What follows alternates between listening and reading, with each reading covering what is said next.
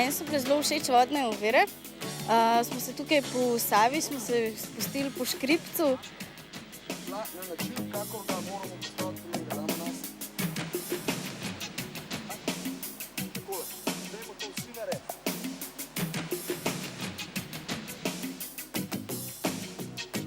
Torej,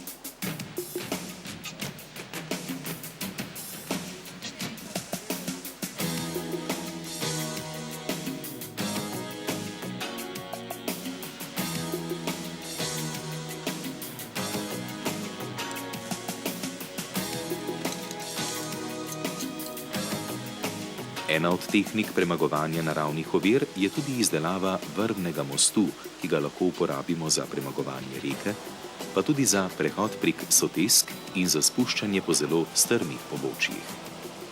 S pomočjo vrvnega mostu lahko poleg moštva prenašamo tudi materialna sredstva in tehniko.